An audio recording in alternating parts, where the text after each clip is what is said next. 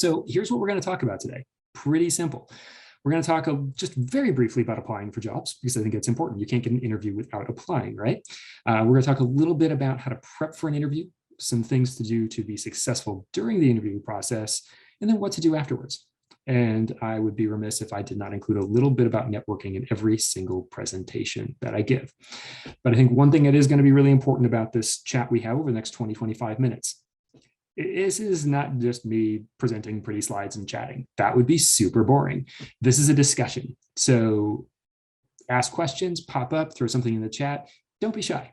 You don't have to raise your hand. This is not a classroom. So if you've got a question, interrupt me. If you don't interrupt me, I won't stop talking. That's not cool. So feel free to jump in with questions, comments, thoughts, concerns, anything you've got. I will be picking on you a little bit as well. So be ready for that. But let's just get right into it and have a little bit of fun here. So first and foremost, the one thing I wanted to kind of kick this off with, whether you are looking for an internship, a full-time job, your 10th full-time job, doesn't matter. Job searching is painful sometimes, and it can be very frustrating at times. And I think a large part of that is that people don't necessarily know how to do it. And I would include myself in that early part of my career, not really knowing, because no one told me what the best practices were for actually going out and identifying an opportunity. I think a couple of things that are really key when you think about how to go out and attack the idea of getting a job and finding the right opportunity. You have to set really clear goals. One of the things I talk to people about all the time is that I'll see people that are just plastering resumes everywhere they can find, applying to 100 jobs a week. And then you call them up to talk about why they want to work for the company. They don't even remember why they applied. They don't even know who you are. And that's not really showing a great deal of intentionality behind your job search. So I always think of it in terms of creating a target list, right? Think of who are the companies you really want to work for and work that first. So say, for instance, I wanted to work for SPS. The first thing I would do is look for job opportunities at SPS, and then look for opportunities to connect with people within the company to drive that forward. Not everything is going to pan out, so that list is going to continually shift. One thing I think is helpful, if you have an industry you like, focus on companies in that industry. That's what I did. That's why I work in EDI. So, be really strategic in that job search. Don't just plaster your resume everywhere. Spend some time building custom resumes, custom cover letters, and being a little more direct in your application process, because it'll lead to a better return. Can you get a job just sending 100 resumes a day out? Yeah, you can. Is it going to be pretty? No, it's not going to work very well. So have a little bit more fun with it and be a little more directed. And of course, networking. And we're going to talk about that a little bit today. And I've got a book recommendation for you, but I can tell you in 20 years of my professional career, everything I have gotten has come from my network. So really, really key stuff there. So one of the things that I think about with interviews, we're talking today largely about remote interviews, correct? Because that is the way of the world today. But whether an interview is remote or in person doesn't really matter at the end of the day. There's some certain best practices for each, but from a preparation perspective, it's effectively the same no matter what. First things first, do your homework before an interview process. If you're going in to do an interview with a company, they're going to tell you who you're meeting with, when you're meeting with them, all that stuff, right? Do some homework on the company. Do some research on the people you're meeting with so that you can walk into that conversation well prepared. If you walk into an interview and say, oh, hey, you know what? I just saw that you had this press release recently about this acquisition. How's that impacted your business? The company's going to do backflips because you actually paid attention to what's going on with them. Or say you're interviewing with someone who's been with the company for 15 years. That's huge. People change jobs every 3 years. What's wrong with this person, right? And so talk to them and say, hey, what is it that's kept you here for a decade and a half? Why do you work for this company for so long? It's that kind of stuff that's going to, one, help you dig in better during the interview. Because remember, interviews are a two-way conversation. You are interviewing the company as much as they're interviewing you, but also it's going to show them your level of engagement. And you're going to learn a lot more that way. Now, here's another thing that I talk to people about, and especially when you're early in career, this gets a little tricky, but think about the questions you're going to get during an interview and practice your answers. You can do this with a friend, you can do it with your roommate, you can do it in front of a mirror, doesn't matter. But if you have taken some time to prepare, not necessarily canned answers, but perhaps a few talking points for some of the general questions you're going to get during an interview, those questions are going to be that much easier when you get into the conversation because you'll have thought about them already. You'll have given some kind of pre-thought to what you're going to say to the question, and then you're not fishing during the interview process itself. And I want to come back to that in a second to talk about something else. But one last piece on interview prep, regardless of the format, is after you go through an interview process, take some time to reflect on that interview and think about how you really did. Think about maybe questions you would have answered differently or questions you would have asked that you didn't. Anything throughout that interview process that you would want to do differently next time, or things that you are really happy with. It's a really great way to continue to evolve as an interviewee, because you're going to have to do it multiple times throughout your career, both internally and for companies other than the one you work for now, perhaps. And so the more you can practice and the more that you can evaluate your performance, the better off it's going to be. Think of it like athletics. Nobody gets really good at sports by just walking out on the field, right? They practice, they get feedback from their coaches, they get feedback from their fellow players and themselves, right? Plain and simple. Now, one thing Lauren and I talked about a little bit before this presentation today was what to do with all this preparation, right? There's all this kind of nervousness about how we arrive at an interview and how we present ourselves. And one of the things we talked about was, okay, so we're doing all this research, we're taking notes on the company and the interviewers, we're taking notes on our questions. Great, what do we do with them? Do we write them on the back of a necktie or write them on our forearm in marker? What are we supposed to do with this stuff? And that's really not the case. I used to practice this all the time and teach this in my class, but I'll give you a great example from my own life. When I interviewed with SPS Commerce 3 years ago, I came to the interview with a notebook with probably 10 pages worth of stuff I had written down over the weekend before my interview in preparation. Notes on the different people I was talking to, questions I wanted to ask, specific things about the business I wanted to discuss, and most importantly, key points from my own career that I wanted to make sure I shared with them. And why did I do that? Why did I bring a notebook with things I should already know, right? Because if ever there's a time when your brain is going to fail and you're going to forget your own name, it's in a stressful situation like a job interview, right? So I made sure that I had taken enough time to think through everything I wanted to discuss in that interview, put it into a notebook, and bring it with me so that if I got stuck, I could reference that and say, oh, you know what? That was a great question. I actually jotted down an example of this. Let me take a look real quick. I'll give you another good example of this. When I was teaching, I used to practice this stuff just to make sure that what I taught was relevant. And I walked into an interview with a company with an empty notebook. I hadn't actually written anything down. I wasn't interviewing for the job for real. I was just kind of practicing. Too bad for them, unfortunately. And they asked me a question. And I said, you know what, let me check my notes real quick. I'm just drawing a blank, but I know I jotted something down about this. I just looked at the empty notebook in my lap and kind of peeked up, and the person interviewing me just had a big smile on their face. Like the fact that it appeared I was very prepared was important to them. So it's this kind of stuff that can actually get you, that much further along in an interview process. So don't be afraid of that stuff. Remember, it is stressful. It is going to freak you out a little bit. It's also stressful for the interviewers. And so the more prepared you are and the more comfortable you are admitting the fact that you're a little stressed, the more comfortable the conversation is going to be as a whole. They know you're stressed out. They want you to relax a little bit, right? So kind of plain and simple. So let's talk about a couple of those pieces here. We talked about getting familiar with the company. We talked about the interviews. We talked about answering interview questions. We talked about taking notes on those accomplishments and asking questions. What would you guys add to this? Or what would you extrapolate out of this? Are there other things that you can think of that would be really important in terms of your preparation for an interview?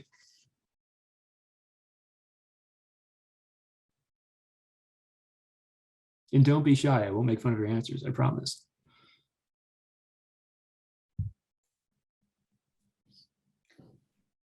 Dave, this is Lauren. A lot of people did ask in the pre-registration, like just some common interview questions. Like a lot of people were really focused on, like, tell me about yourself. Just like those really general, kind of vague questions. What are recruiters looking for? What are interviewers looking for on those kinds of things? Yeah, so when you think about some of the more canned questions that people are going to ask you, tell me about yourself, why you're looking for work, why do you want to work here, what are your strengths and weaknesses, all those sort of canned questions. Think about answering those questions with specific intent around your experience and background and where it would apply to the role. So when someone says, tell me about yourself, your answer should probably be no more than 60 to 90 seconds at the most, and that'd actually be pretty long-winded. But think about answering that question in reference to the job. So when I interviewed with SPS 3 years ago, one of the things when they said, tell me a little bit about your background, I had a pretty quick canned spiel about having worked for another EDI company as a recruiter for 4 years before coming here, and talk to them a little bit about what I had done to build up our teams there. When it comes to the strengths and weaknesses question, my desired answer for that would be to say to the recruiter, please come up with better questions, but you can't really do that, right? So it's focus on the things that would be beneficial to the role. When they talk about what are your greatest strengths, and say it's an internship, right? Say you're applying for a technical internship, say, my greatest strengths are these programming languages that I noticed that you're using at your company, and things of that nature. When it comes to answering a question about weaknesses, I always tell people we all have them. Pick something fairly benign, of course, right? Don't say, well, my greatest weakness is absolutely everything required in your job description. That's not a good call. But talk about things like, maybe particular skills that you're working on, maybe not a weakness. Someone asked me 2 years ago, I would have said PowerPoint presentations, and I'm working on that. Hence the beautiful slide you see ahead of you today. So all those kinds of things are key. One of the nice things about interview prep is that there are thousands of people online talking about it every single day. So you can do a quick Google search on common questions and answers for interviews. You can do a quick Google search on questions to ask during interviews and use that as part of your preparation. I'm actually a big fan of Taylor Besson, and I can get his information out to you if you like, but he actually has on his own website information about questions to ask during interviews, questions to ask at offer phase, sample resume template, basically everything a job seeker would need to use. So things to think about there for sure, but the internet is a wonderful thing. So let's talk a little bit about in-person interviews for a second here, because whether we like it or not, they do still happen. Now, when I think about interview prep, I mentioned that in-person or remote, regardless, there are similarities in terms of your preparation. The biggest difference that I would say between in-person and remote is just that little bit of prep that's different from a format perspective. And the number one thing I tell people to do with an in-person interview, and this is going to sound silly, but trust me, it's necessary. Find out where you're going and take a little crack at it beforehand. One of the biggest challenges that I saw in the pre-pandemic world was people getting lost on their way to interviews or not knowing where to park. They'd show up late, they'd show up frazzled, because they're all stressed out because they're late and they're freaking out about it. So when you schedule an interview, say I have an interview on Thursday of this week, the first thing I'm going to do is make sure that tonight or tomorrow night, I drive out and just check it out. Make sure I know where I'm going, look for landmarks, things like that, just to make that little bit of a drive comfortable. It's one of the biggest stressors in interviews is when people get lost, get stuck in traffic, or late, and there's no reason for that. As long as you take a little bit of time to make sure you know where you're going, you'll be in a much better place. The other side is the clothing options, of course. I always tell people suits are no longer necessary for gentlemen and similar things across the board, but dress professionally, but also think about the environment. You might be interviewing with a software company where it's totally cool to wear flip-flops and jeans and a t-shirt to work every day, but you're still going to want to wear, a button-down shirt and a nice pair of pants. If you're interviewing with a bank, you're probably going to want to wear professional clothing. It's just the way it is. And the other thing with these on-time interviews, this actually applies to the remote interviews as well. On time is like 1 second.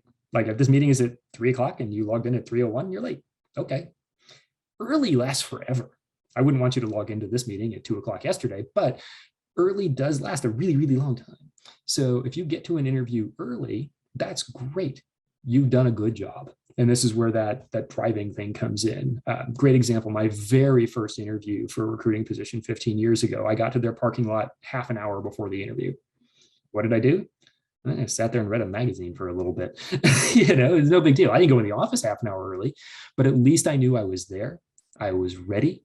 I had no problems in the world. I was not stressed a bit because I had taken the time to make sure that I was actually where I needed to be when I needed to be there. But now let's talk about the new normal. Let's talk about virtual interviews. These are super, super fun for a lot of people for a lot of different reasons. But when it comes to virtual interviews, thinking about that test drive thing, there's a corollary for virtual interviews, and that is testing out the technology. I can't tell you how many times in the last 2 years I've had people have trouble logging into Zoom interviews because they never bothered to make sure their computer could do it. In fact, I even had one person who didn't have a camera on their laptop and didn't know it until it came time for the interview. How they didn't know that, I'm not sure. But so take some time when you get virtual interview invites, they're always going to include a link for the interview. I see this happen, and I actually love this. When I send out interview requests, I get a notification if someone logs into my Zoom link.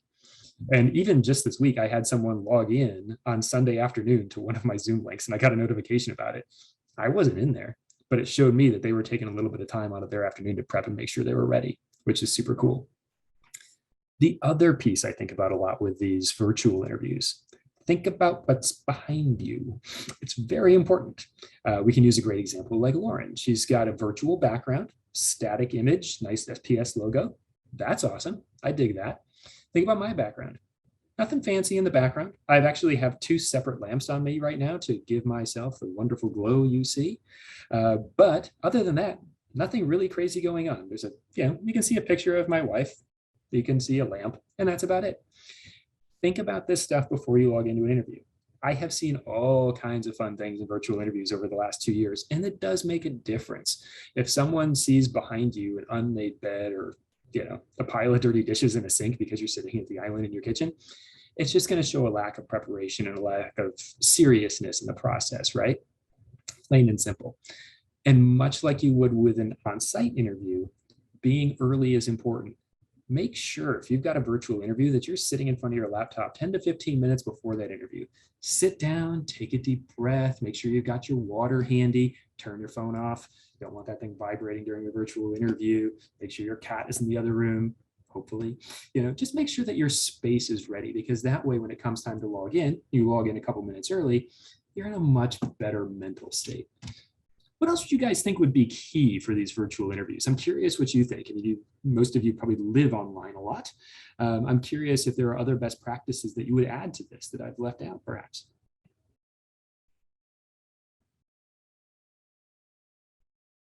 You're a quiet bunch. I swear I don't bite. We'll come back to that in the queue. Oh, do we have a question? I'm hearing a little bit. Well, I have just a comment. So my name is Holly Heckley. I work with Dave on the TA team. One thing when we go back to technology, right? So I know so much is happening via Zoom, but we've run into this where the space that you're in is fairly dark. And so you have a shadow that's casted across your face. The way to fix that is to take a table lamp and put it on the back side of your computer or on your monitor screen, and then it'll illuminate your face, because otherwise many times it starts to look like you're in the witness protection program, which we know you're not. But it always seems a little bit hard to adjust on the fly, and then people get a little frazzled or whatever. So I'd say that's kind of it seems to be like a common mistake that kind of happens or whatever. No, good call out. Actually, I would flip my laptop around if it wasn't totally awkward to do so, but that's exactly what I have. I have a table lamp here and another lamp behind me. So really good call out, Holly. Thanks for that. And I did see a couple things pop up in the chat. So another one, Carlos, thanks for dropping this in here. It says I'd limit the amount of distractions for about 30 minutes before the interview. That's a really good call, because again, it's about that mental preparation, being in that right space to interview. So if you take 30 minutes beforehand, shut your phone up, do your thing, whatever, take a minute to take a deep breath and relax, you're going to be that much more mentally prepared. And Akshara, thanks for your comment as well. It says, what would you recommend for clothing in virtual interviews? Is it the same as in person or less formal? I would treat it the same. Again, thinking about the environment you're interviewing for, right? Company like SPS Commerce, I kid you not, I interviewed blue jeans, sneakers, a button down, and a jacket. That was it. That's sort of startup nerd uniform. But think about the environment you're interviewing for.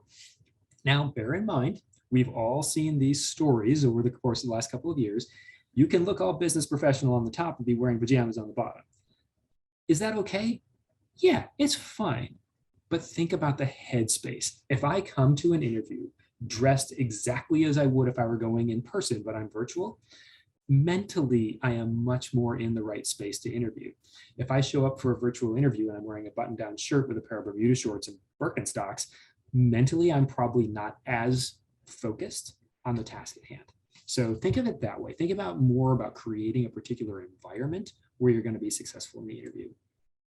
We've got another comment in here, testing your audio beforehand. Absolutely. That's really key. I've had a lot of people that have headset issues or perhaps don't know they have a mute button on their headset.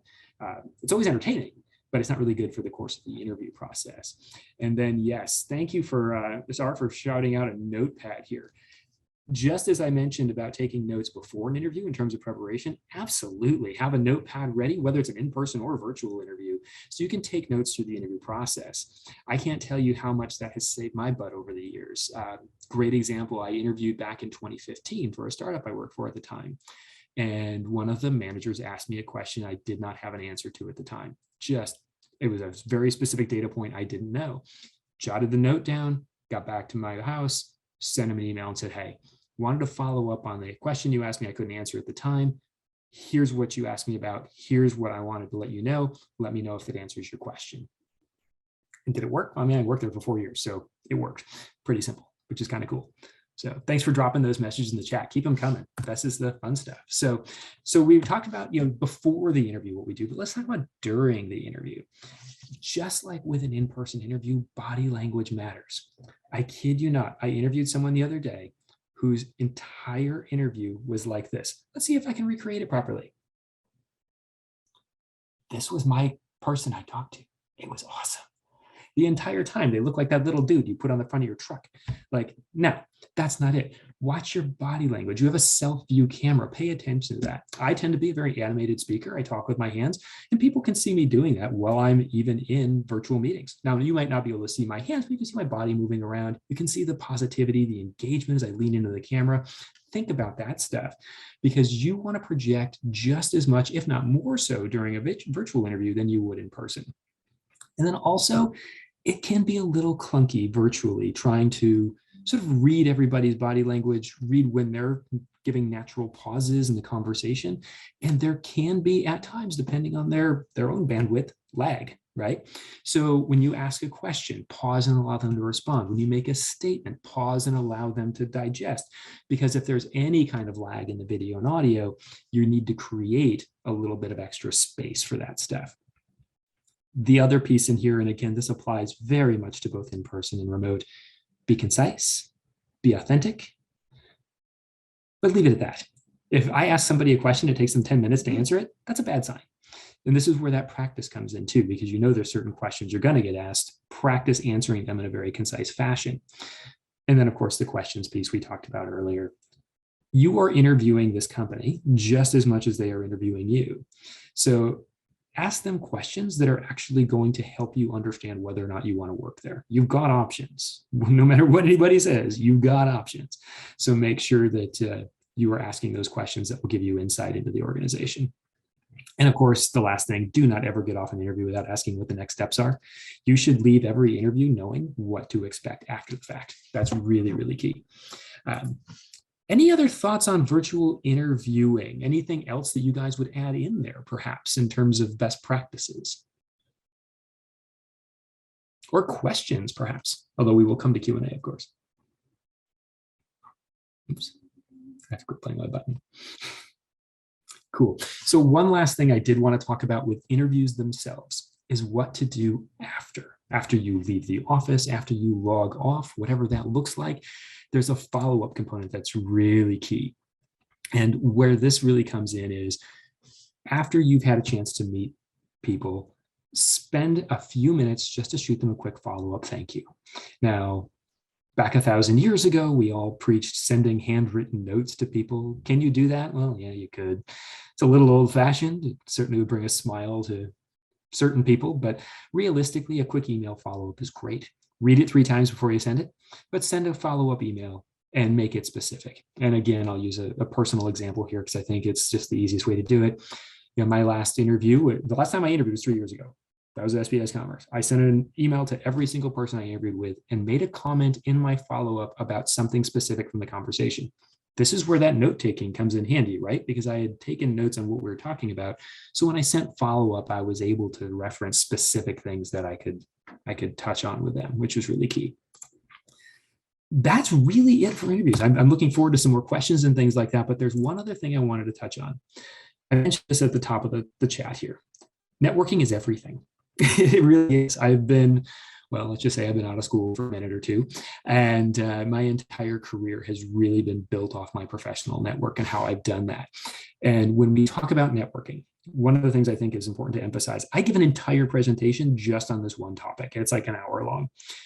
When we talk about networking, it seems to be this fairly nebulous thing, right? No one can define it. No one can say what it is. People don't really understand how to do it. So I'm going to make it easy on you guys. There is a book that I read that I consider to be the best book out there. It was written by this guy. This is Colin. Colin Wright grew to some fame a few years ago, traveling the world every 4 months to a different location based on the readers of a blog he wrote. And in order to be successful in those locations, he had to quickly build relationships in those various locations so that he could do things like rent an apartment, find a place to work, all of these things. And then he wrote books about his experiences doing this because it was so effective to replicate over and over. And this is his book about networking. It is very simple. It's called Networking Fundamentals. This is not a business book written by some CEO who thought it was a requirement to write a book when he got promoted into his job. This is a book written by a practitioner. It is not business specific. It's really about building relationships and networking across all kinds of venues. It is 99 cents on Amazon. I do not know Colin personally. I do not get 10% of that 99 cents if you buy this book. It's not one of those things. It is simply a book I have written probably a dozen times myself because it is the simplest, most practical networking guide I have ever read. So if you have any interest in learning about this stuff, spend the dollar, buy this book. If you become completely enamored with Colin, which, I mean, how could you not? How cool does that guy look, right? You can find all kinds of other books that he's written that are really fantastic. But when it comes to career advancement, this is the best one. It really is very good. And of course, the last thing I would say is, go to hang out with SPS. We have a job board. We've got all kinds of fun things. Connect with us on LinkedIn, anything you want. Very simple. Lauren, I think I'm going to drop from this slide then and just kind of open it back up to gallery view, but I just like this picture so much. So questions, thoughts, comments, what do you guys want to know? I mean, that's the thing. You've got me, you've got Holly, you've got Ben. He's super rad, by the way. Yeah, let me do a couple intros of them, Dave, Yeah. just so that everyone knows who's in the room. And Dave, thank you so much for that awesome presentation. I really like the personal experiences you brought to the board. So you guys, I just want to take a second. You guys know Dave now, but we have a few other SPSers on the call who would love to connect with you too. First, I would like to introduce Benjamin De La Rosa. Ben, could you just say hi just to kind of flash you over for a second, or maybe Katie could add a spotlight to the presenters right now. Ben is hey Ben. Ben is one of our on our technology operations team, and he has managed aspirations students in the past, so that's why I brought him into the conversation. Holly chimed in earlier. We have Holly Hackley, who's another one of our recruiters at SPS. You see her. Hello. There. Hey, Holly.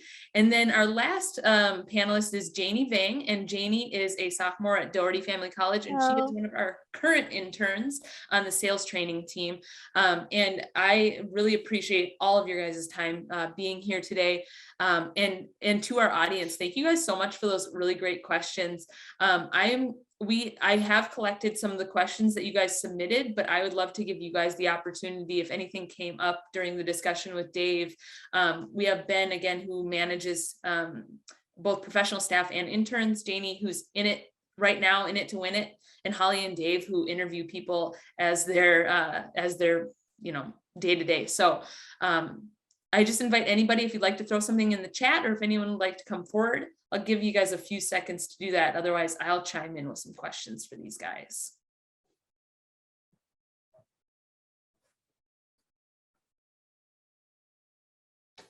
Looks like we got something in the chat here. So what other things do we need to focus on other than networking, other than company details and people who will interview us? What else should we research? And I can throw that over to, I don't know, maybe Holly, since you're one of our recruiters and you get this a lot, and then anyone else who's after Holly. Yeah, Suchita, that's a great question. I think two things come to mind. When you're specifically interviewing with a company or with a recruiter or hiring manager like Ben or Lauren, know what you're looking for, right? Like, we shouldn't have to pull it out of you. You should know what you're looking for, right? And whether it's, I'm looking for an internship to explore the things that I learned in school and to take it from an academic setting into a professional setting, or hey, I'm graduating.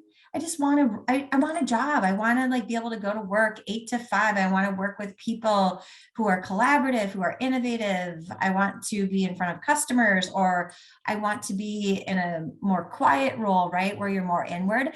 I think knowing what you're looking for, and it doesn't have to be a list of 10 things, 2 or 3 things would be nice to have, and just jot those down, and they may change the more interviews you do. That's my one tip. And the second thing, kind of to tie it back to Dave's presentation, there's lots of different approaches to finding a job, right? Internship or a job. You can shotgun your resumes. You're definitely going to find an opportunity. You will. If you're going to be more selective, and let's say you chose to apply to SPS only because we're with SPS, know why, because they're going to say, why did you apply to SPS? Have an answer for why you specifically targeted that company. And it's okay to say, you know what, I don't really know anything about you and I'm just curious. And I would leave it at that. But if you did have a reason of why you applied, and it could be as silly as, I see all you people with your backpacks or your Patagonia jackets that have the brand on it, and I want to be part of that. That's a good enough answer or whatever. But those are my 2 things.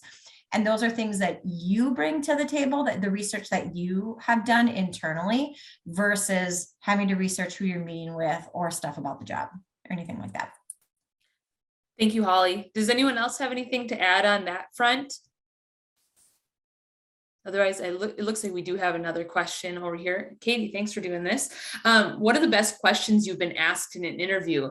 And Ben, if it's okay, I'll turn this over to you, since you're kind of later in the game. The recruiters will kind of screen people, and then the managers will come in and do kind of the second round. So Ben, do you have any ideas off the top of your head? What are some really great questions you've been asked in an interview? So the questions I've been asked, or questions I've asked? What did I say here?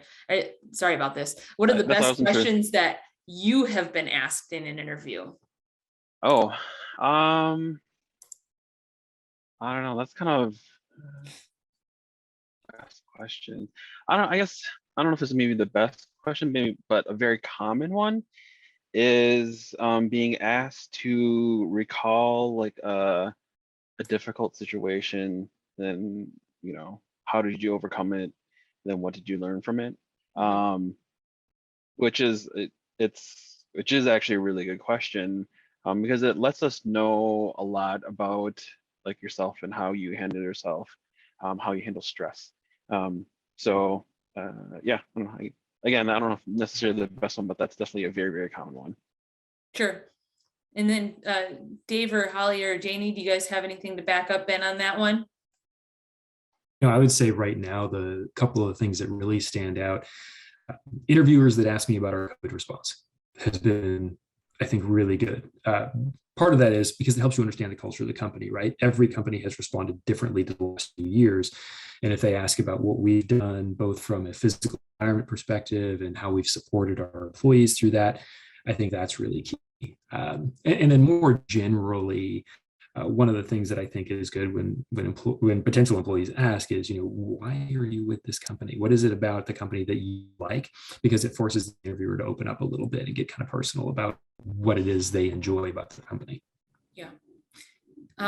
We have a question here from Abby that I'm hoping Janie could maybe chime in on here, is that, are there any good ways to practice interviewing besides following the tips Dave gave? How do you get over nervousness or stress about interviewing? And Janie, I'm directing this to you because you're in it, girl, you're here. So you obviously had to interview. I'm wondering, did you do anything in particular that just kind of made you feel more organized or clear before your interview? Based on the question that was asked, Abby, one thing I thought of was doing a mock interview with like someone that I do. She's currently in this webinar as well, Marit. I'm also in Genesis Works. I'm on the talent development pipeline side. So what I did was I reached out to her because I knew that she's someone I know and I could like make a mock interview with. And I asked her to ask me some questions that she think that would help me answer some questions. And I asked for advices as well, like how I could answer a question. And one of the questions that I found myself having a hard time answering was like, what kind of weaknesses or strengths that you have, and like what Dave said earlier, it just chiming in on what weaknesses you're developing was something that I took in, and I was like, okay, maybe if that question was asked by me, then how would I answer it? And I just chose something that I was developing, such as critical thinking, that I'm now developed on.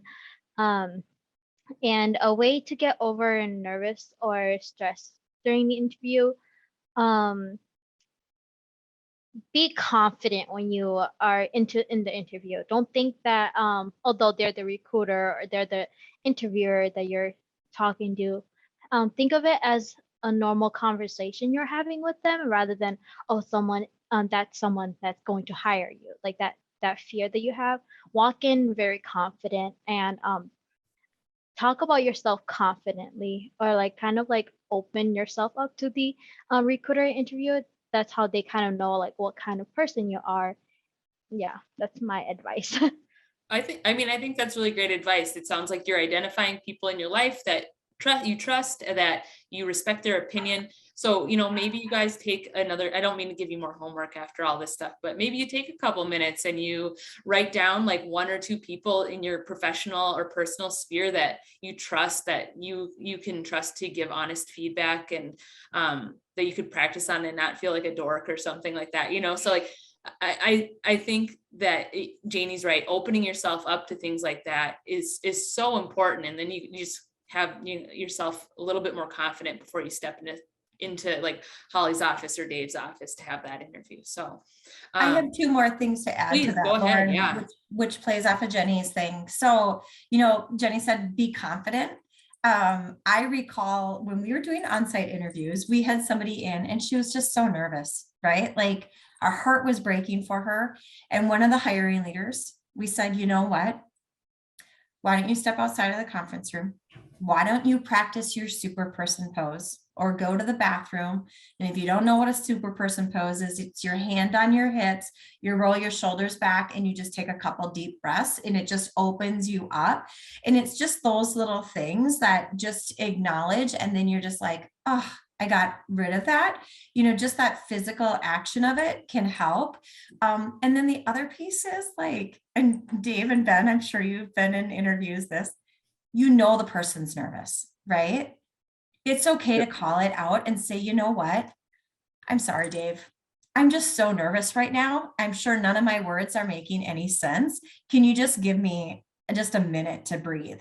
And we'll say, yeah, absolutely. So I think just acknowledging that you're having these feelings, and again, it's letting your personality come through or whatever, because I'm sure the interviewer is nervous too, right? And that gives them a chance to, take a breath as well. So that kind of plays off a little bit of what you were sharing, Jenny. Yeah, thank you guys. I'm going to go back to the technical stuff here from Caroline. She said, what should I do if I disconnect during an interview? So we're talking internet malfunction here. Log back in. It sounds like an overly simple answer, but that's really it. Happens all the time in this digital world. In fact, I had one last week. I was the one who disconnected in this case. I'm not really sure how it happened, but I just logged back in. It was fine. And one of the things you have to remember, over the last 2 years, as the world has shifted to a far more remote-based work environment, we've all developed a much better sense of humor about it. We've all relaxed a lot about it. Some of my best interviews I've had in my entire career, some of the most fun I've had in my entire career, has been with the little mishaps that have occurred during these virtual interviews, because it's humanized everyone. I mean, think about it. You're all welcomed into each other's homes now. I mean, you're in my apartment as we speak. It's like Mr. Rogers' neighborhood behind me. It humanizes people. And so when it happens, log back in and say, hey, looks like I got disconnected. Let's pick up where we left off. Yeah. And leave it at that. It's pretty simple. Yeah, one more thing is like, yeah, go Ben. so if you do disconnect and for some reason you're unable to reconnect or whatever, just reach out and let them know. And just like, it was this, but more than likely, I'm going to assume that there was a technical malfunction and it wasn't on purpose, but it'd be just good to kind of just let them know, because then it also shows for me as well. It will show that they were obviously interested. They were bummed out that they got disconnected and it wasn't on purpose. So it's just reach out and just let them know what happened, and everyone will understand. Yeah. Nothing's worse than that guy who turned himself into the cat filter. So you're already ahead of the game there. So so we have another question from Elisa. For questions you didn't prepare, how do you answer them? How do you think quickly on the spot? Like, or maybe, Dave kind of touched on it too. Like, what would you do if you just like don't know at all? So again, preparation can only go so far. You guys talk a little bit about how to think on your feet and how to answer questions that maybe you weren't ready for. I can start first. I remember getting the interview question for SPS. And the interviewer had asked me like, oh, what can SPS do to help you succeed? And that was like a question that I've never been asked before. And yes, I did think quickly on the spot, but I kind of was, I wrote down their values, SPS's values. And I remember that was something that was very important to me because their values really spoke out to me of like employees first. And that was really important to me because like I am working at Walmart on part-time as well. And I felt like that was like something that is really important to me if like employees is valued because they are working for the company. So I think I thought of like what the company's values were and how that valued with me. And what like Dave said earlier, like things that you want for the company could be something that helps you answer a question or any question. And sometimes, or you could just tell them that like, hey, you don't know how to answer that, but how you'll process is like, I'm thinking of this and then leading to that, and this will help them kind of like understand what our answer would kind of be like. Yeah, maybe there's like a similar experience that you did that you could connect and say, I like, obviously I don't know your process, but I've had something similar happen to me and I did X, Y, and Z, and this was the result of that. Is that kind of what you're saying, Janie? Yeah. Great. Anyone else have anything on that? Yeah, that yeah. was perfect. Yeah. That was really good. I was gonna say, just to kind of piggyback that too, is just if it's something you don't know, just take a breath and just let them know you need a minute. Just like, can I have a minute to think about it? But what Janie said is like, if you really don't have an answer, just say like, what would you do? What are the steps that you would do to figure it out or whatnot? Because I guarantee you, if I interview you, I am going to ask you a question that you're going to have no idea what the answer is to. And honestly, the reason is for that is to see how you react in a situation where you don't know what the answer is. Mhm. And that's what I'm looking for. I'm looking for like, how do you handle that pressure? How do you handle that stress? Are you able to recover and just be like, give me, an answer of like, well, I would do this, this, and this. It's not, I don't need like the actual answer, but hearing your thought process and hearing you work through a problem is what I'm actually looking for when I ask those type of questions. So Ben, maybe you're kind of saying is that the interview doesn't always have to be like a test at school where you need to get the questions 100% correct. It's kind of your opportunity to see what kind of personality you have in front of you, what kind of troubleshooting skills they have, or what kind of, how they approach, stressful or difficult situations, and maybe how that would ultimately mesh with your team. So 100%. it's counterintuitive because you guys are in school and having to get the question 100% right to get credit, but maybe you don't get it 100% right because you don't work at SPS. You don't know all the tools you have in front of you or accessible to you, but you've had the experience maybe, and Ben would like how you handled it. And then we'd give you further information about how maybe you'd handle it at SPS after you're in the door.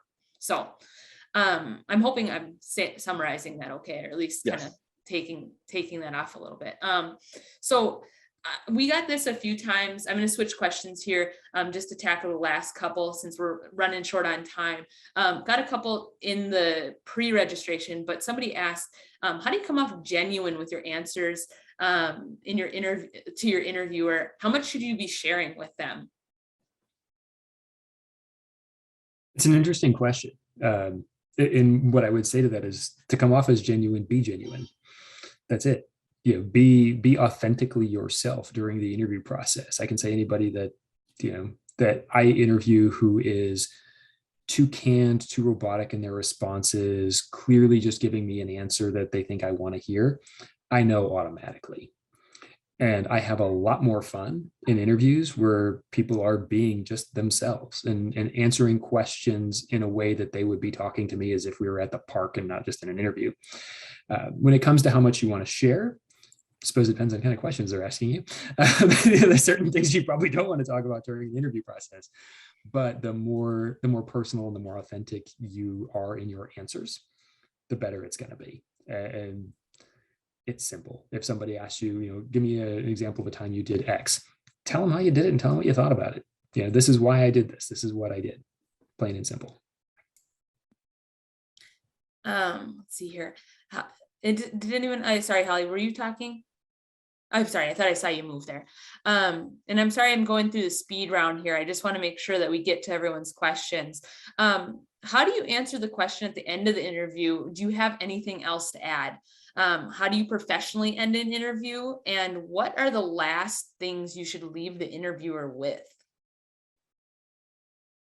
I guess real quick, I suggest that you ask the interview, what are the next steps? Like what like, will you contact me, or things like that. Like, what basically you're letting them know that you're still interested in the job, or I mean, assuming you're still interested in the job, ask them what the next steps are.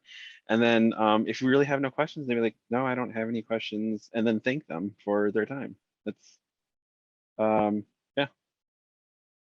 From a recruiter's perspective, because I mean, I think that's so subjective. As I think people get in their heads about, should I ask a question? Like, what if I don't ask a question? Dave and Holly, could you talk a little bit more about that? Is it like a myth that's like, you have to ask a question, or what's kind of the perception in your world about that? I'll just if it's your very first time speaking with a recruiter or with Ben, who's the hiring manager, you should have a question, because you don't know everything about the company, so come in with a couple of questions. And even if those questions were answered, see if you could take another qualifying question on that, or an extension of that. If it's your 10th interview and you feel like you could recite our website, then you're probably okay, but you should have a couple of questions at the very end. Yeah, and just to extrapolate on that a little bit, to her point, if you're at the end of a process, there comes a point where the conversation naturally comes to a close, right? And so you can say, you know what, throughout these conversations I've had today, I've really had all my questions answered. I've gotten what I need. And then to Ben's point, if you are excited, say, hey, I'm really excited. I think this opportunity is great. And really the only thing I would have is, what are next steps? And that's it. Close it out that way. So. And you guys, I have one last question here, speaking of kind of the natural ending, but we got this a few times in the pre-registration. Several people are wondering how much you should stick to the information on your resume. Does the recruiter, and I know it's person to person, recruiter to recruiter, but should they go into the interview assuming that the recruiter is really familiar with their resume, or should they kind of go back to that as a touch point all the time? Or I guess, just how much are you looking for them to explain what's on the resume versus like introducing new information to you guys? I'll take that because I'm a total resume nerd, just being honest. One of the things I think about with a resume, if it's on your resume, I'm going to ask you about it. So think of your resume as a template for that conversation, especially in a first conversation. Let's talk about tech for a second. If someone sends me a resume and it has all these particular technologies on it, you can bet I'm going to ask you about those technologies and where you have worked with them. So this kind of goes back to a resume building more than anything, but make sure what is on your resume is accurate, authentic, and you've worked with it. Assume the person has read your resume, but don't drive the conversation that way. Play it off their questions. They may ask you a question and you're going to answer it with information that's probably on your resume, but you're extending it beyond what's in a couple of bullet points. Yeah, to add to that, like, because I think, again, since I'm usually towards the end of the process where I'm assuming, Dave's already done all the vetting for me. So when you come in and interview with me, I'm looking more for, again, like how personality wise and like how you're going to mesh with my team or other teams. So I'm not going to be, me personally, I won't be sticking with the resume too much. I may bring up something because that was interesting, or I may allude to something on your resume. But just to reiterate what Dave said, like if it's on your resume, you need to be able to talk about it. So don't exaggerate on what you know and what you've done. So just expect to be asked about it, I guess. Is there any kind of tips about time management during an interview? Like, the amount of time that you're talking, or, is it appropriate to ask, like how many questions are going to be asked or anything like that? I'm reading Russell's question in the chat here. My hope would be that as an interview is getting scheduled, they've provided some context around the timing, right? I know when I send out an interview schedule, it says you'll talk to this person for this many minutes and so on and so forth. With your answers and thinking about how to manage time in the answers themselves, obviously more complex questions require more complex answers, but I try to keep things relatively brief in my answers to make my point, but to allow time for back and forth conversation, because ultimately an interview should be a pretty balanced volley going back and forth. And when I think of some of the worst interviews I've been in as an interviewer, it's when I ask somebody one question and they talk for 15 minutes. They've given me no time to volley back the other way. So keep your answers concise, but specific to what you're trying to talk about, but with enough room to leave it as a discussion. Yeah, I think if you have to like time box, let's say you have a 30-minute interview, 10 minutes, you're going to be talking, 10 minutes, Dave's going to be talking, and 10 minutes, you guys are going to be talking together, right? Like answering questions. You'll ask a question, the interviewer will answer it, they'll lob another question back. So I always think in my mind, if the candidate has been speaking for 20 minutes and they're just pushing information, I don't have an opportunity to ask the questions that I need to ask in order to vet you for the job. And I always use the same analogy with this, and sometimes it falls flat, but just roll with me. Think of it like dating. Say you're on a first date with someone, you're sitting there over your pizza and you're getting to know them a little bit. If that person just talked at you for 20 minutes, would there be a second date? Probably not. I'm going to give you that awkward pause, Dave. And then I'm going to ask this one last question here, because we are scheduled until 4:15, but I have one more thing to cover before we take off. Deanie asked, on a resume, should you only include relevant work experience, or should you put all jobs you've worked on there? Like, could you apply skills from jobs that aren't in the same field as the job you want? So like if you have an application out to Target or SPS or something like that, should you include experience you had doing something totally unrelated? I'll just take a quick stab at it. I think if you're early in your career, I think it's good to include those things on there, right? Whether you nannied over the summer, or you worked at the convenience store, or you worked at Old Navy, right? It shows that you were able to show up and do a job and hold a job. Now, as you get further on, you might start to drop some of those things that are no longer relevant. But I think when you're early on, it's good to have that stuff there, because there's always stuff you can talk about in any one of those three jobs, that I referenced. And I think that like a tip that I used when I was younger was like kind of what Dave was saying before is, kind of tailor your resume, certainly, but you might also want to have kind of like a big, huge resume that you're not exactly going to send out to people, but you just like kind of timeline all of your jobs and what you did in those jobs so that you can kind of copy and paste, when you are tailoring your resume.